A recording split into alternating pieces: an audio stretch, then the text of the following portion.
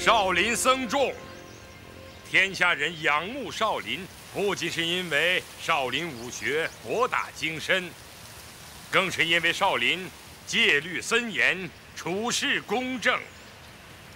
可是，最近有个别弟子不守戒律，破坏了少林寺数百年来的清誉。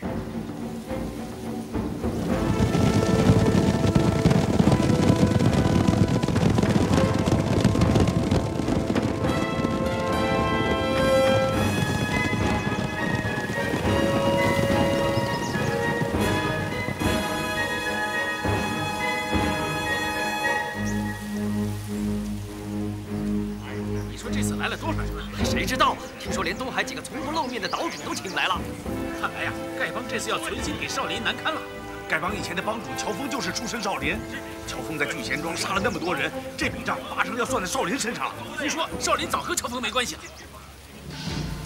天下老天，各成天地，威震寰宇，古今无比。天下老天，各成天地，威震寰宇，古今无比。 冯司令，这还真热闹啊！丁春秋，你又从哪儿找来这么一帮赖皮狗啊？啊，整天在你耳边唱那拍马屁的高调啊！你居然听着还能自得其乐，老子真佩服你了。原来是些手下败将，我还以为是谁呢。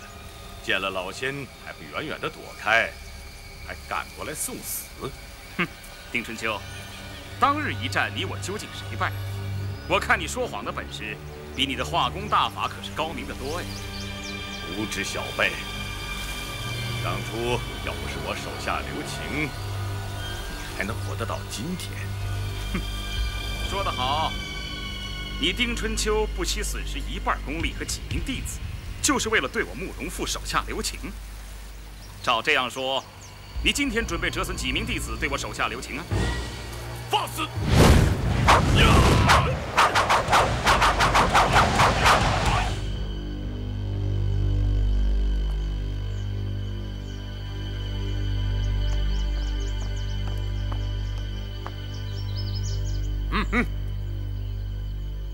阿弥陀佛，大师，本寺今日有要事，不招待外人，请大师恕罪。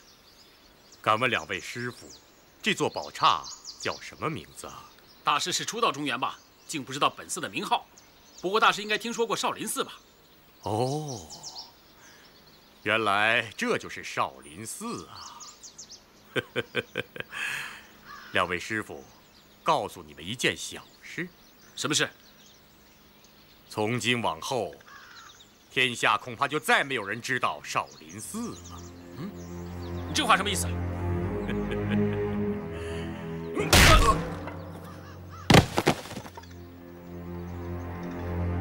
少林寺，哼！今日之后，中原武林就再没有人知道这块招牌了。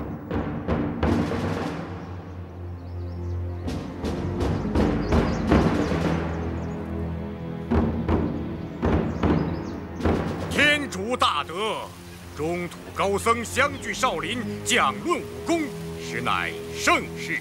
不知小僧能不能做个不速之客？ 在旁恭临高见呢。高人驾临，必似不胜荣幸。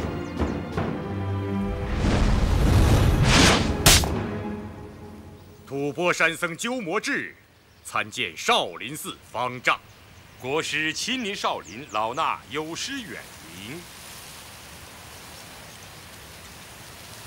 本寺正在处理一些内部事务，还请国师先到迎宾殿稍后。 小僧不才，但我远道而来，少林寺的内部事务，任何时候都可以处理。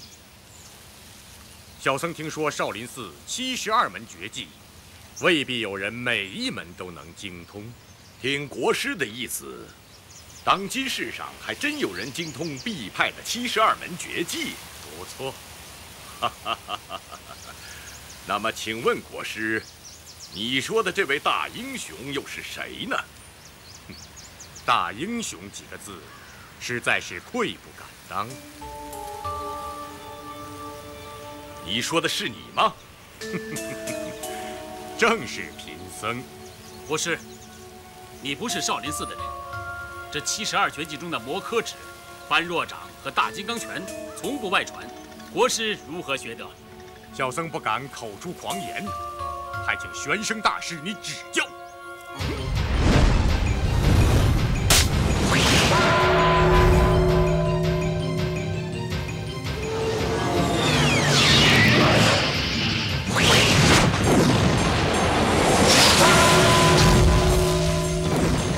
大金刚拳法。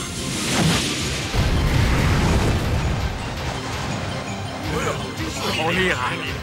哎呀！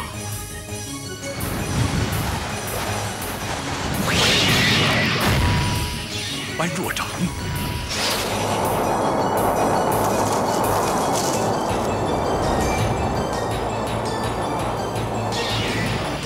三入地狱，这是摩诃指的招数。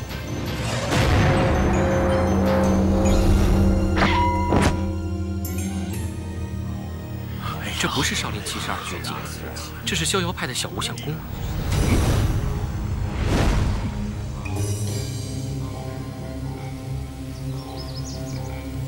小僧练得不好，还请大师指点指点。国师过谦了。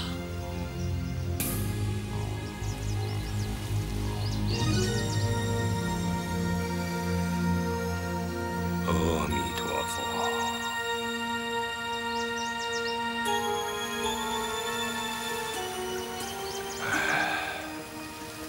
天外有天，人上有人。老衲数十年的苦学，与国师的武功比起来，实在是不值一提呀。善哉，善哉！方丈大师何必如此谦虚呢？只是我辈习艺不精，少林武功博大精深，我们还要勤加练习呀。阿弥陀佛。阿弥陀佛，阿弥陀佛。一帮蠢和尚！王姑娘，王姑娘，王姑娘！师弟，你看那小子好像得了花痴，放在山上那么大的热闹不看，跑到路上找什么姑娘？嗨，人各有一好嘛。你喜欢凑热闹，人家喜欢姑娘嘛。我这算什么好热闹啊？看人家段王爷专程从大理赶过来，那才叫好热闹呢。玄慈方丈，少林72绝技不过如此，那这个“绝”字，是不是要改一改了？国师果然神奇，就不必要再咄咄逼人了吧？其实以小僧之见，少林寺不妨今日起就散了。各位高僧各奔前程，难道不比在这个浪得虚名的少林寺中混日子要好得多吗？国师想以一人之力灭我少林吗？不敢，不敢。小僧今天只是想见识见识中原武林的泰山北斗到底如何庄严宏伟。以小僧看来，少林寺还不如大理国的天龙寺。出家人没有争强好胜之念。国师说少林寺不如天龙寺也好，天龙寺不如少林寺也好，正所谓佛无南北，没有差别可言。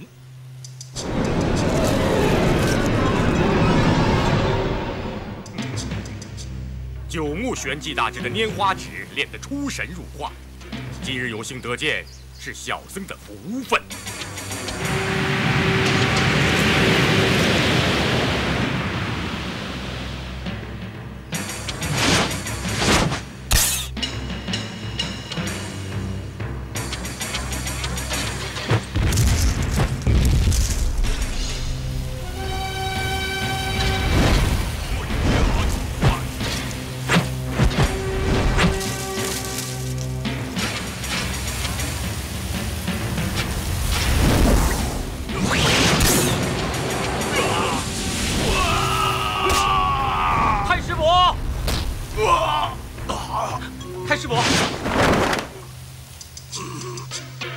不要运气。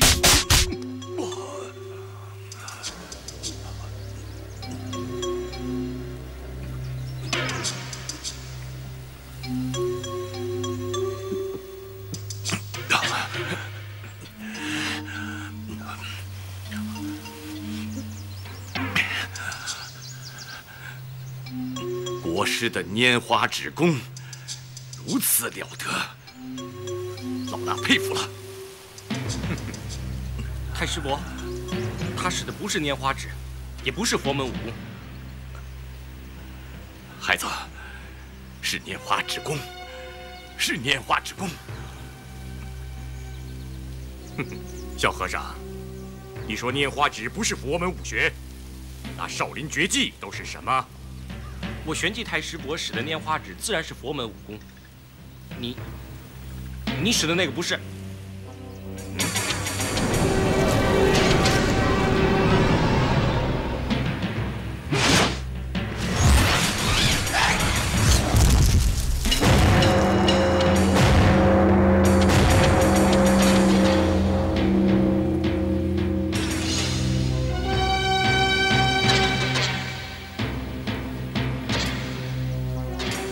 好功夫！你来接我一招般若掌。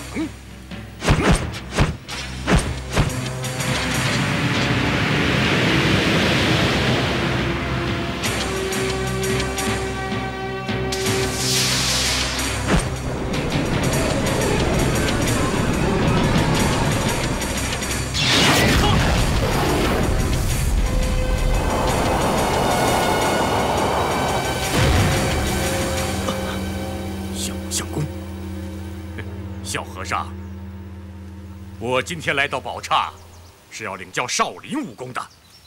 小僧资质愚钝，少林功夫只学了一套罗汉拳，一套围陀掌，都是少林的入门功夫。要是这样，你就退下吧。虚竹，虚竹，你是本派的第3代弟子，按说你没有资格和吐蕃国第1高手过招。但是国师万里远来，良机难得，你就用你的罗汉拳和围陀掌，请国师指点几招吧。是。国师，小僧得罪了。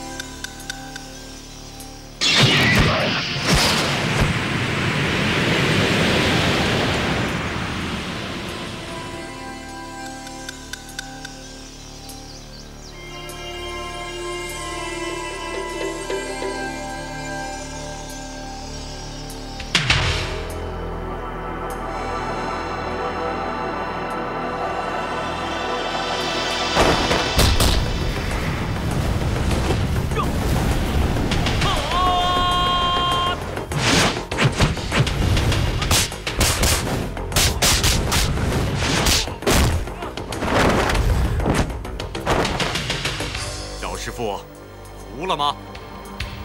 少林连环腿。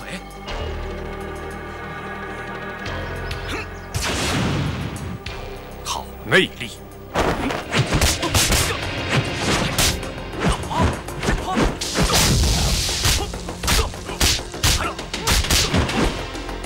你怎么老用黑虎偷心这一招啊？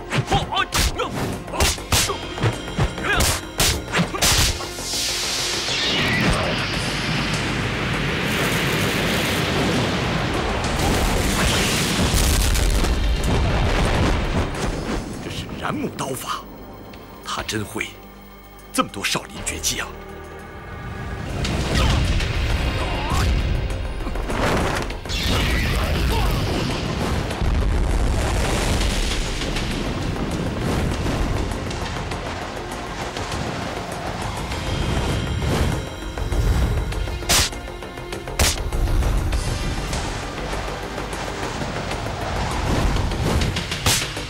慧伦师兄，虚竹的功夫是跟谁学的？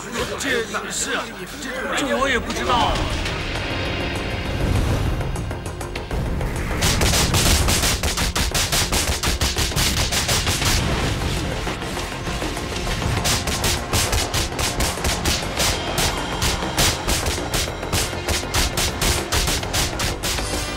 如影随形腿。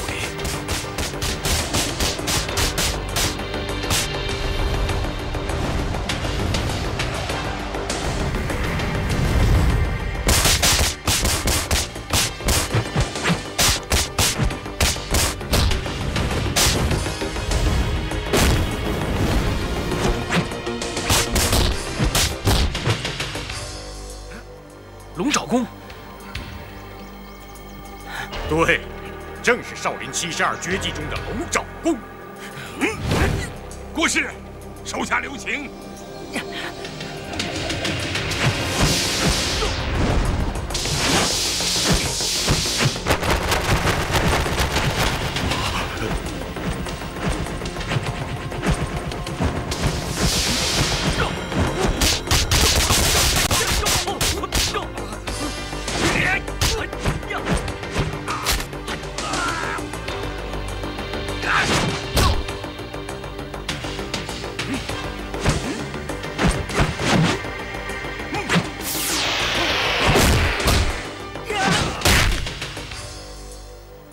如此身份，还斗不过少林寺一个小辈，竟暗体偷袭，实在不成体统。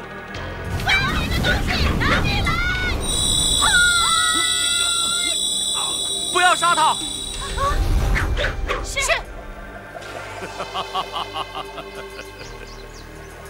少林寺以多打少也就算了，怎么还藏有女色？百年圣域，原来如此。今天我可是领教了。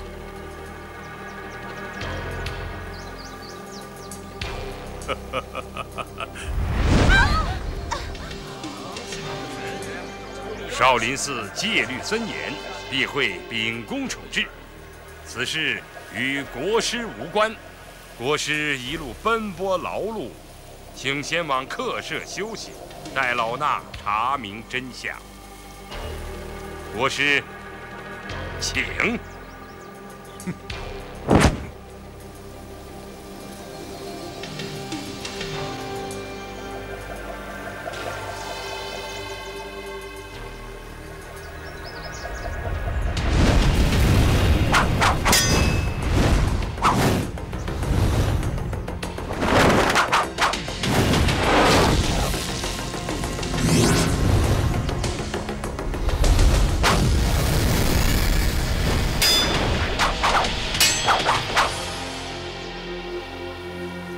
阿弥陀佛，庄帮主，既然你非要老衲出手，老衲也只好不顾及少林和丐帮数百年的交情了。天下英雄今日人人亲眼目睹，我少林绝无和丐帮争雄斗胜之意，只是丐帮帮主步步相逼，老衲退无可退，避无可避。 比武较量，强存弱亡，说不上理亏不理亏，动手吧！庄帮主，你的话和丐帮数百年的人侠之名，太不相称了吧？要打就打。那好吧。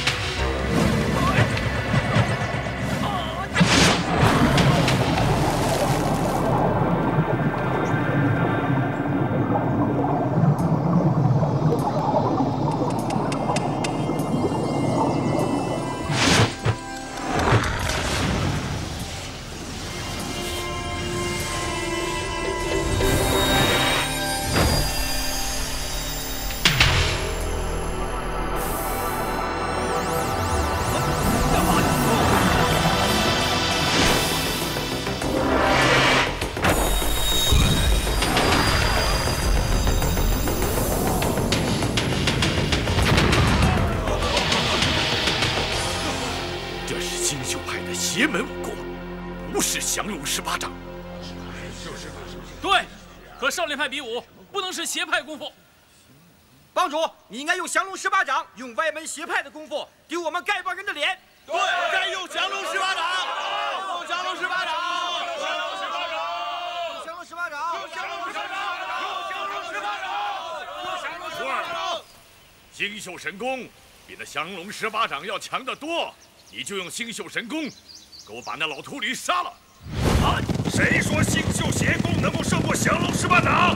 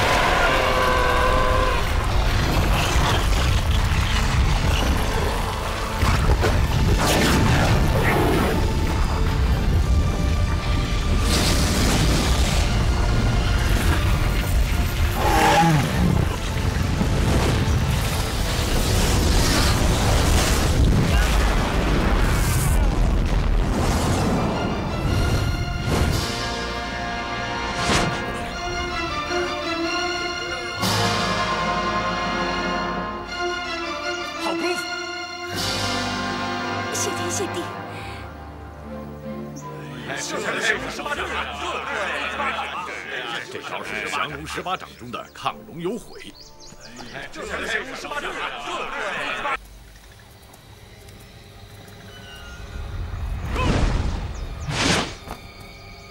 枭雄，你是契丹英雄，但你使我中原众豪杰有如无物。故苏慕容复今日想领教阁下高招，就算死在枭雄掌下，也算是为中原众豪杰尽下一份微薄之力，虽死犹荣。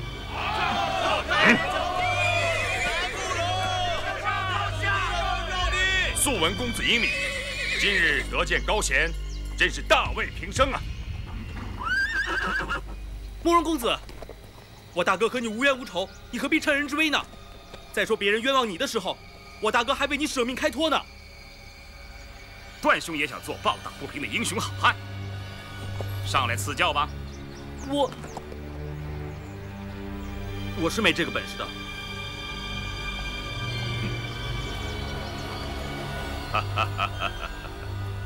不管你是姓萧还是姓乔，刚才老夫看你年轻，让你3招。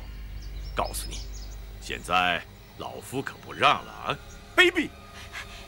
爹，快去救我姐夫啊！萧峰，多谢你救了阿紫姑娘，可是杀父之仇不共戴天。今日我们便来做个了断。我提出来了，他们是3个打1个呀！不要乱叫，不要乱叫，必要的时候爹会出手的。对，大哥，段公子。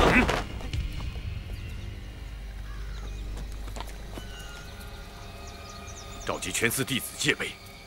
萧峰这恶徒害死了玄苦师兄，此次绝不容他活着走下少室山。是。阿弥陀佛。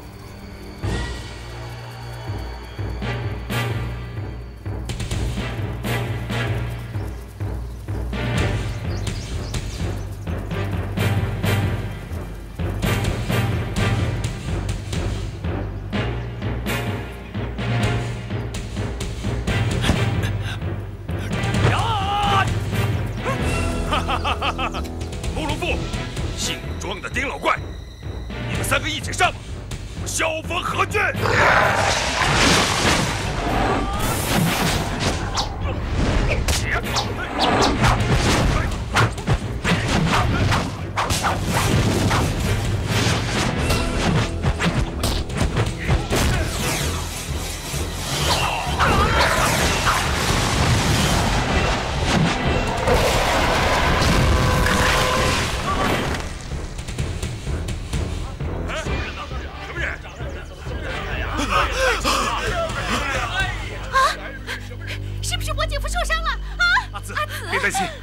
萧大侠没受伤。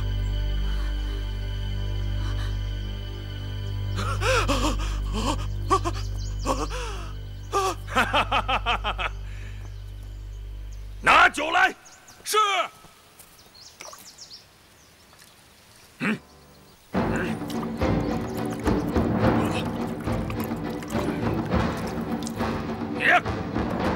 来，大家拿酒，一起喝。 来，给，好，来，给，进来，来，来，拿着，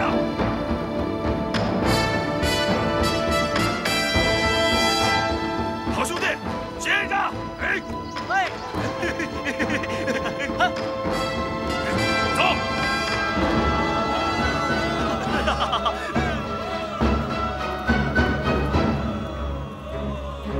兄弟，你我生死与共，不枉结义一场，死也罢，活也罢，我们再痛痛快快的喝他一场！来，来，等一等，大哥、三弟，大哥、三弟，你们喝酒怎么不叫我呀？这位英雄是？ 这也是我的结义哥哥，出家的时候叫虚竹，现在只怕还俗了。当初我们2人结义的时候，也把你拜进去了。二哥，快拜见大哥吧！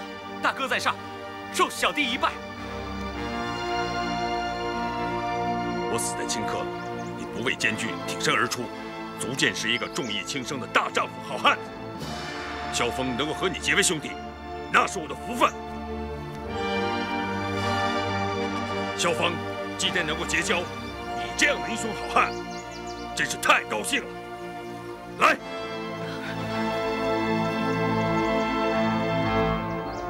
哈哈哈哈哈！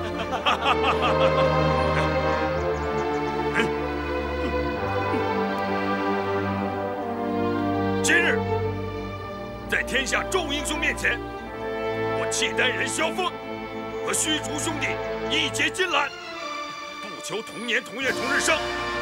但求同年同月同日死，不求同年同月同日生，但求同年同月同日死。对，今日我们3兄弟有难同当。2位好兄弟，这18位契丹武士对哥哥是忠心耿耿，我们素来相处是情同手足，我们痛饮之后就放手大杀吧！痛饮一场，放手大杀！来。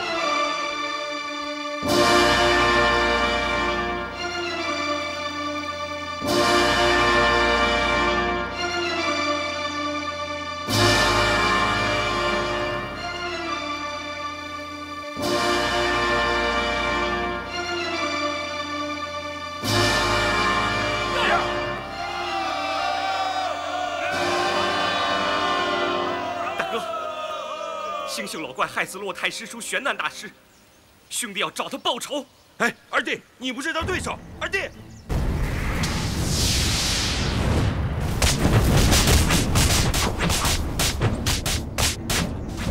儿这种功夫果然不错呀。那是自然的。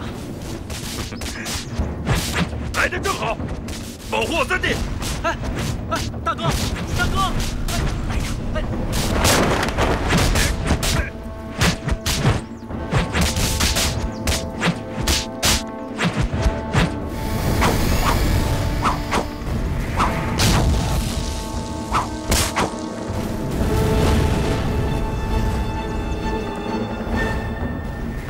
招招凶险，均恐对方要害，但姿势却如此美妙，简直就像舞蹈一样。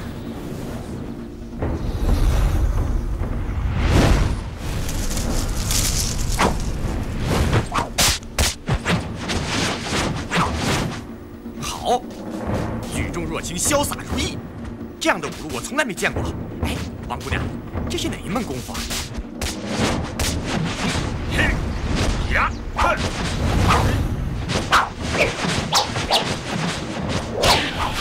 表哥小心！游龙引凤，表哥使这套功夫，自然是不会败了。萧大侠现在只是和这个庄帮主对攻，可是这样一来，不是在大家面前丢尽了慕容家的名声吗？表哥，你在想什么呢？幸福是大，名望是小。我若能为天下英雄除去这个中原武林大害，这武林盟主一席便非我莫属了。 那是振臂一呼，大燕幸福有望。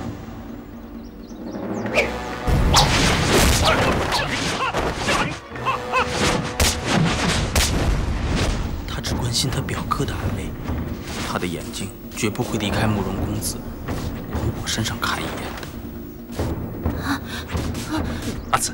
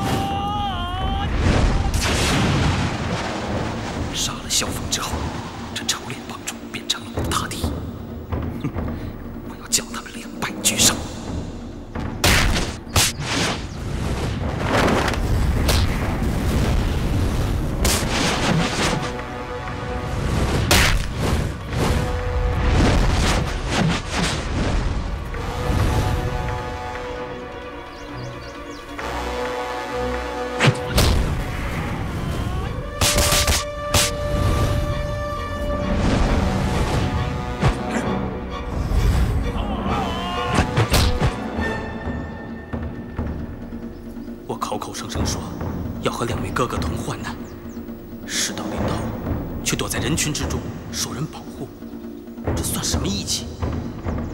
反正左右是个死嘛。我虽然武功不行，但以凌波微步，也能和慕容复纠缠一番，让大哥腾出手来，先打退那个丑脸。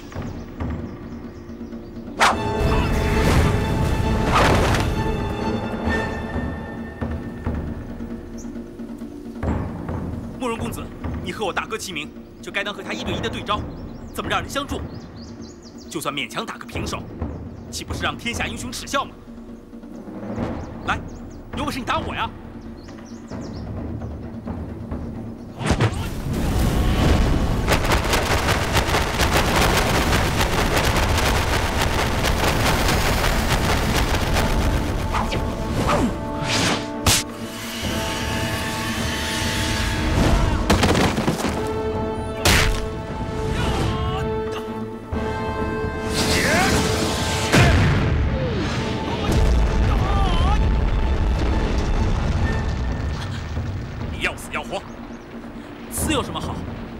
是活在世上比较有味道一点。你若想活，就叫我100声亲爷爷。哼，你又大不了我几岁，真不害臊啊！啊，你叫不叫？表哥，啊！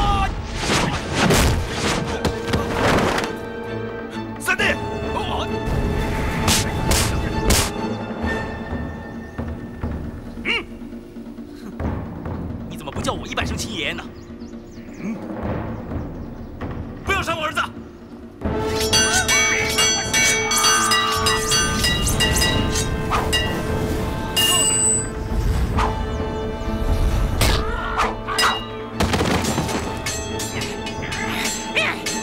你奶奶的！我师傅虽然不是个东西，但总也是我岳老二的师傅。你打我师傅，就如同打我岳老二一般。万一我师傅贪生怕死，叫了你一声亲爷爷，你岂不是比我岳老二还要大出1、2、3，大出3辈了吧？实在是欺人太甚！我跟你拼了！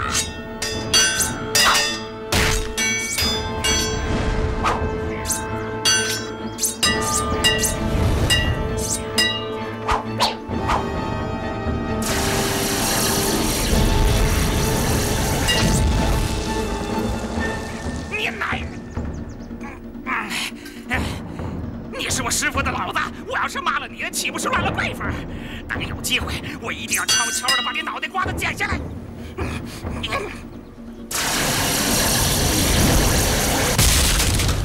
表哥小心，这是大力断氏的一阳指，不可轻敌呀！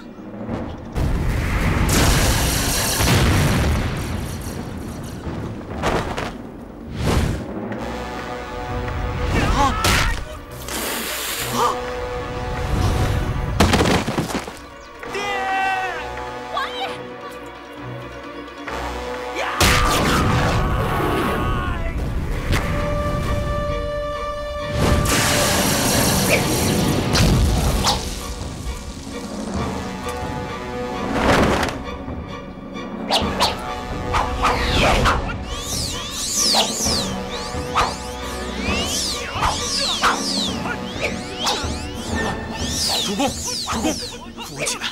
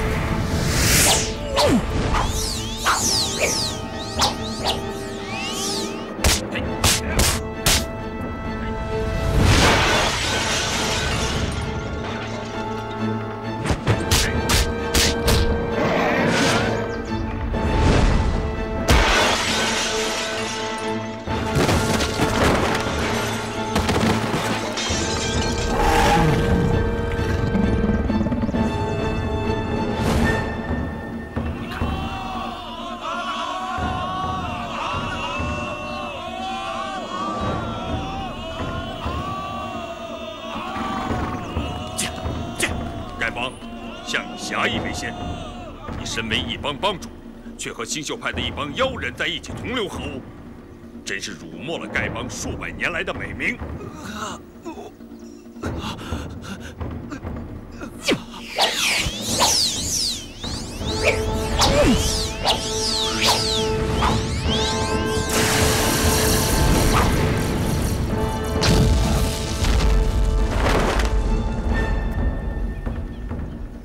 三弟，你这6脉神剑尚未纯熟，不妨用一种剑法试试。是，多谢大哥指点。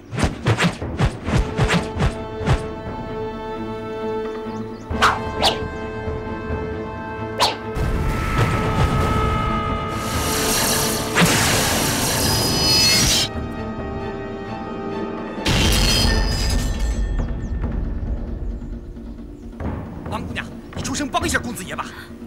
我的6脉神剑一窍都不通啊！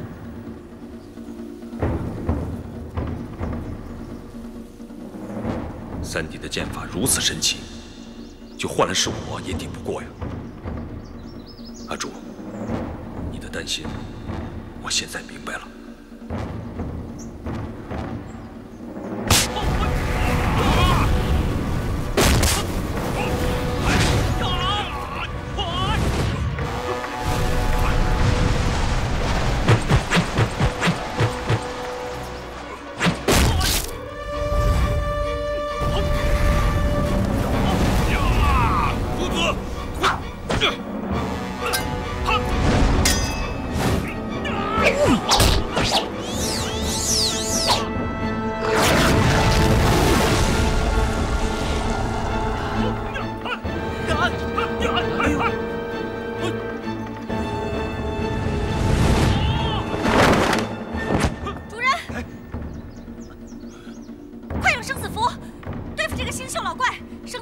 具神效。姑娘接着。多谢大哥。主人，你给星宿老怪种生死符，得用些酒水。好。主人接着。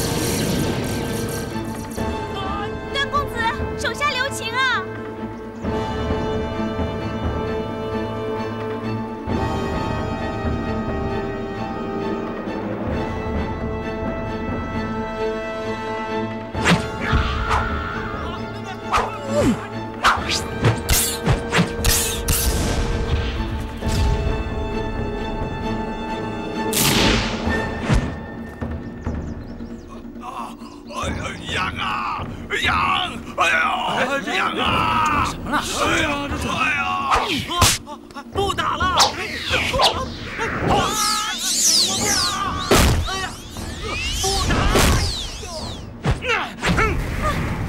混账！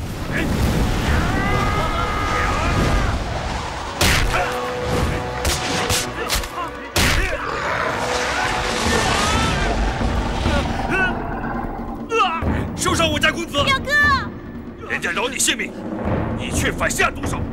哼！我萧峰大好男儿，却跟你这种小人齐名，杀你太丢人了！滚！公子，表哥，你没事吧？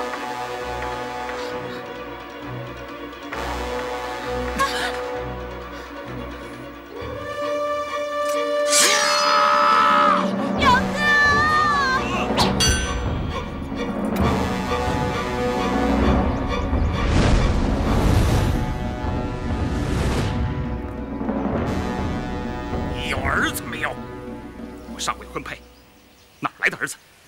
你有祖宗没有？自然有。我自愿就死，与你何干？士可杀不可辱，慕容复堂堂男子，岂容你这无礼言语？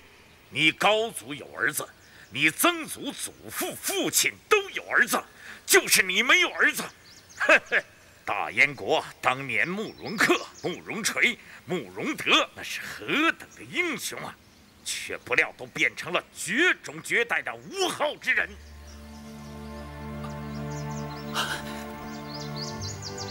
承蒙高人指点，慕容复目光短浅，大恩大德，莫齿难忘。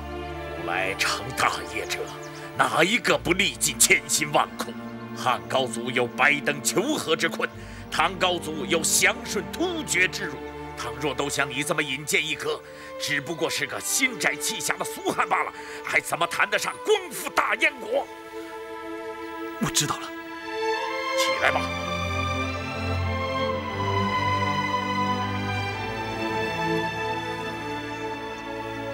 萧大侠武功卓绝，老夫十分佩服，今天也想跟你领教几招。哼哼，不敢，请。哼。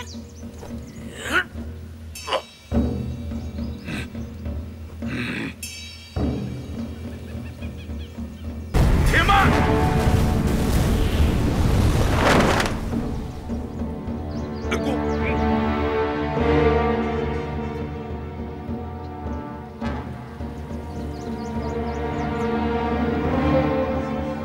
你是谁？你又是谁？你在少林寺中一躲数十年，为了什么？我也正要问你，你在少林寺一躲数十年，又为了什么？你我虽未谋面，但我认得你的身影。你的身影，我也认得。这两个人怎么在寺里已有数十年了？师兄，我丝毫不知，难道真有这事儿？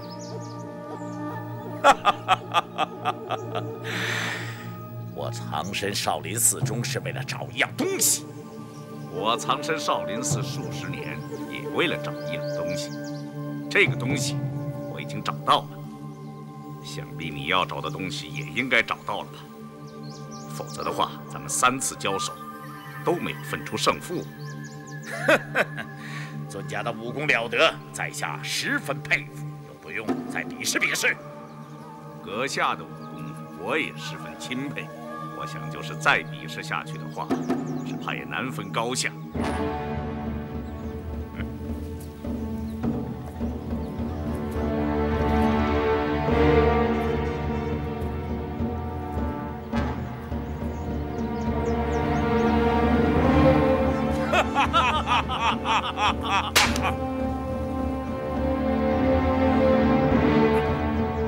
请。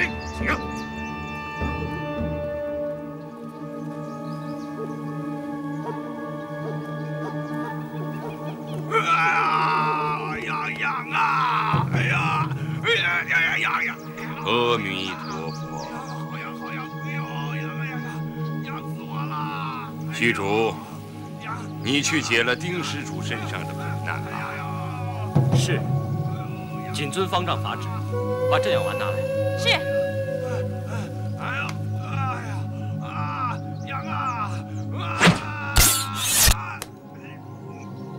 新秀老怪，这颗镇养丸可止3日之痒，过了3日，其痒又再发作，那时候我主人是否再次灵药，要看你乖不乖了。哎，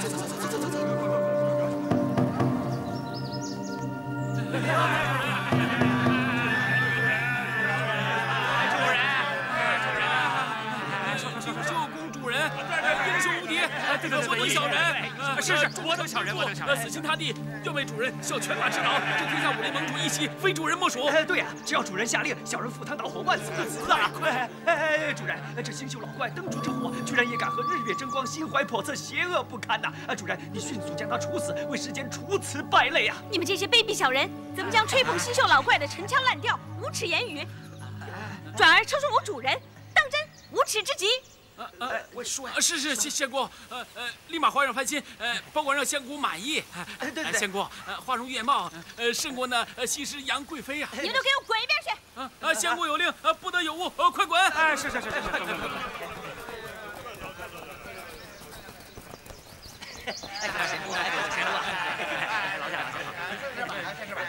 滚到后边去！后边！于人于己都是有害无益。慕容老居士比起萧老居士更加贪得无厌。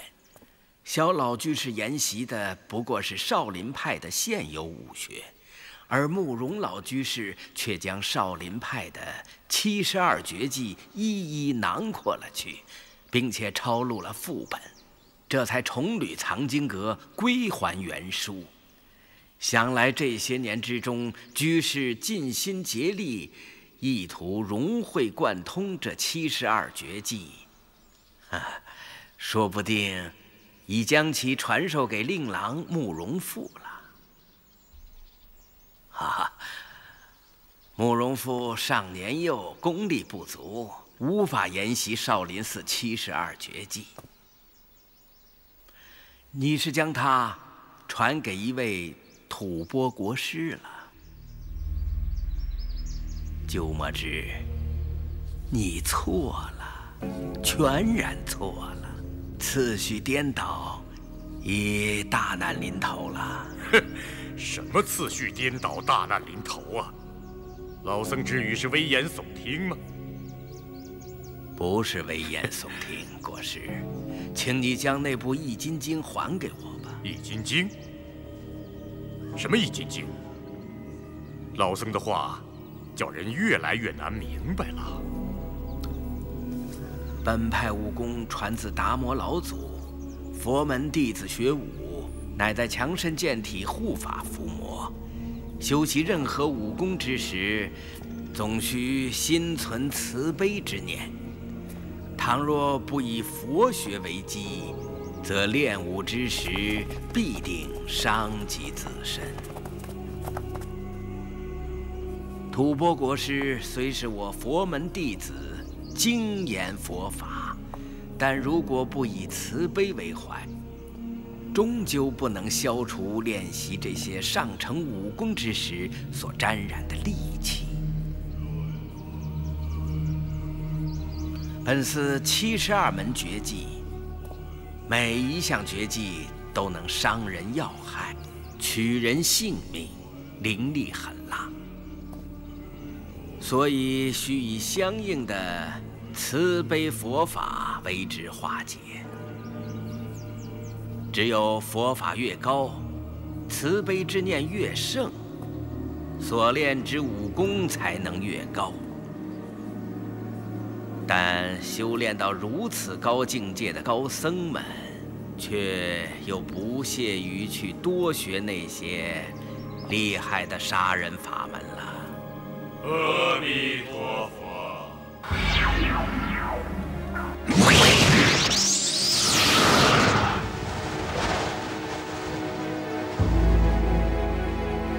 阿弥陀佛。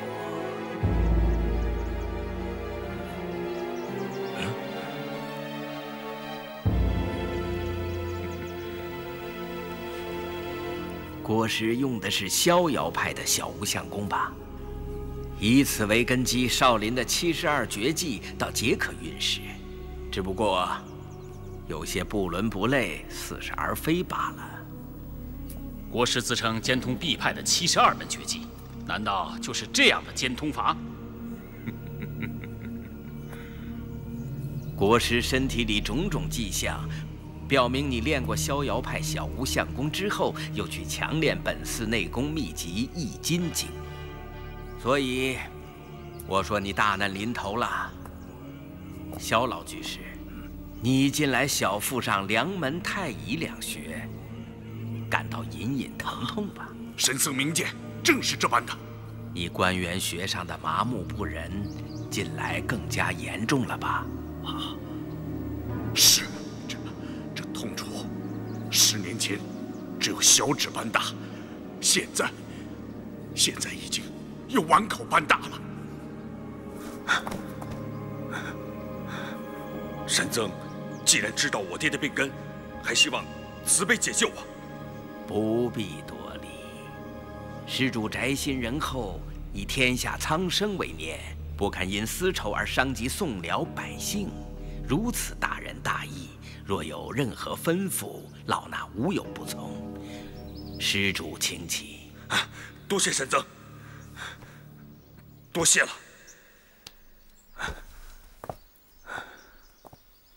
啊，萧老施主过去杀人甚多，颇伤无辜啊。像乔三槐夫妇、玄苦大师，是不该杀的。老夫自知身受内伤，但年已6旬，独子也长大成人了，死对老夫来说没什么可怕的。但神僧要老夫认罪悔过，却万万不能。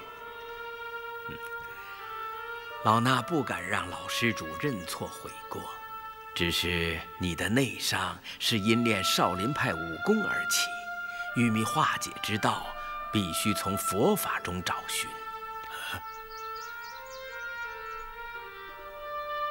慕容老施主视死如归，老衲本不该多说，但如果我为你指点迷津，令老施主免除了杨白、连拳、风府3处穴道上每日3次的剧痛之苦，你愿意吗？青山不改，绿水长流。2位要找我父子报仇，我们在姑苏燕子屋参合山庄恭候大驾。父亲，咱们走。年轻人，你竟然如此狠心，让令尊忍受着彻骨奇痛的煎熬吗？想走，没那么便宜吧？你父亲身患重病，大丈夫不屑趁人之危，放他一条生路不要紧。可你是没有病痛的，那我就领教小兄的高招。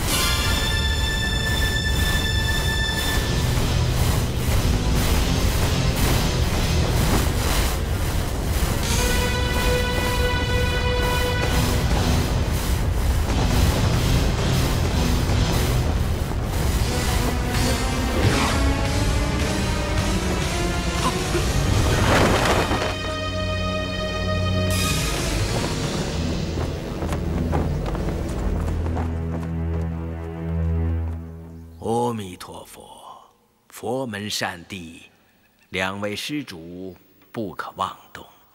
阿弥陀佛。小凤实在是个草莽匹夫，还请神僧恕罪呀！好说好说，老僧对萧施主好生敬佩，大英雄本色为萧峰，当之无愧。家父犯下杀人罪孽，都是因在下而引起的。恳求神僧治疗家父身上之伤，所有罪责都由在下自己领受，万死不辞。老衲已经说过，要化解萧老施主的内伤，需从佛法中寻求。佛由心生，佛即是觉悟。旁人只能指点，却不能代劳。我想问萧老施主一句话：如果你有治病的能耐，那慕容老施主的内伤，你肯不肯替他医治？我让我替慕容老匹夫治病？你嘴里放干净些！慕容老匹夫杀了我的爱妻，毁了我的一生，我恨不得将他千刀万剐，剁成肉酱。你不见到慕容老施主死于非命，便难消心头大恨吗？正是。30年来，老夫日思夜想啊，便是抱着一桩血海深仇。好，那也容易。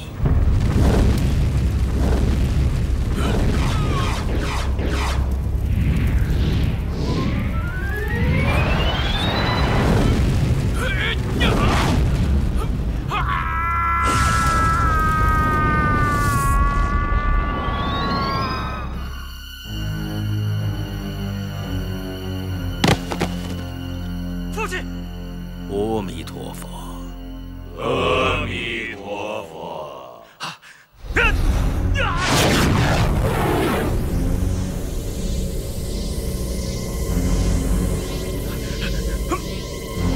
弥陀佛。啊，父亲！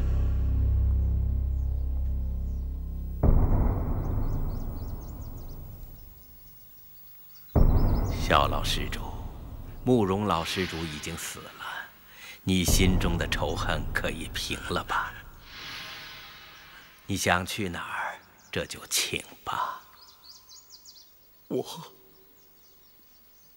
我去哪儿啊？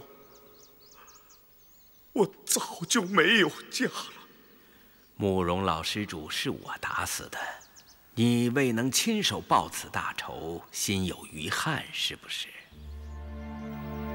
不是，即使你不杀死他，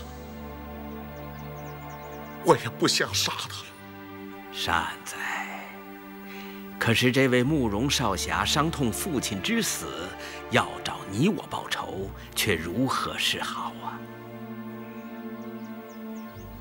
神僧是代老夫出手杀死他的。慕容少侠要为父报仇，让他前来杀我吧。凤儿，你回大辽去吧，咱们的事情办完了，路走到尽头了。慕容少侠，如果打死了你，萧大侠定会杀慕容少侠为你报仇，如此冤冤相报，何时方了？不如天下的罪孽都归我吧。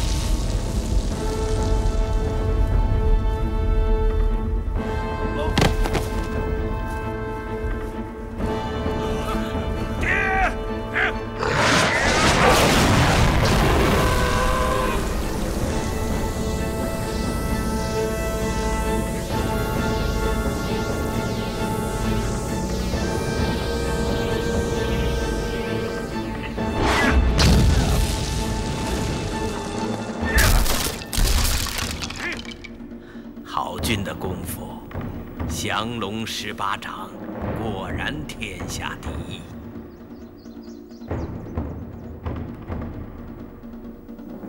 是时候了，该走了。干什么？留下！走！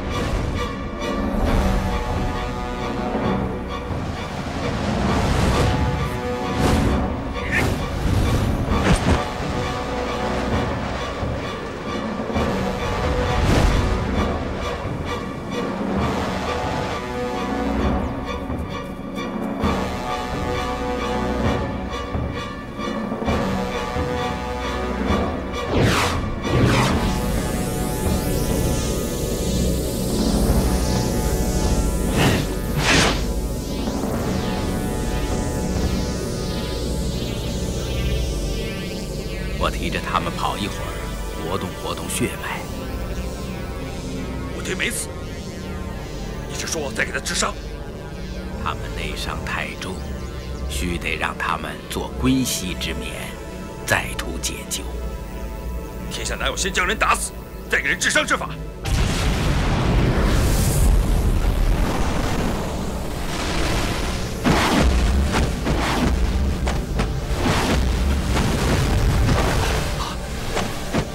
你干什么？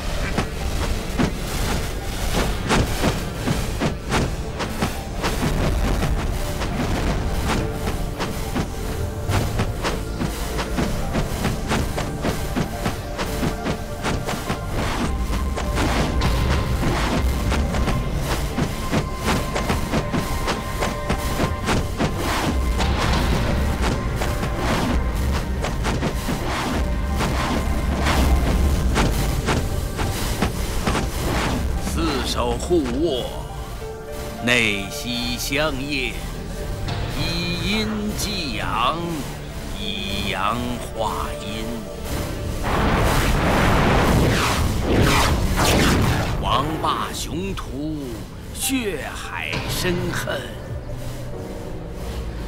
尽归尘土，消于无形。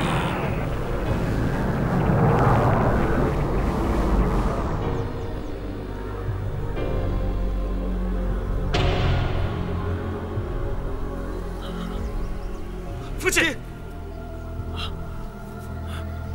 多谢神僧相救。你二人由生到死，由死到生的走了一遍，心中可还有什么放不下？倘若适才就此死了，还有什么兴复大燕、报复妻仇的念头吗？弟子空在少林寺偷了30年的武功，全是假的，没有半点佛门弟子的慈悲之心。恳请师父收录。你的杀妻之仇，不想报了？弟子平生杀人尚来，倘若被我所杀之人的亲人都来向我复仇索命，弟子死上100次，也不能回报。善哉。你呢？庶民如尘土，帝王亦如尘土。大言不复国是空，复国亦是空。大彻大悟，善哉善哉。邱大师收为弟子，更加开导。师父，你们想出家为僧，须得求少林寺的大师们剃度。不过，老衲有几句话，不妨说给你们听听。谨听师父教诲。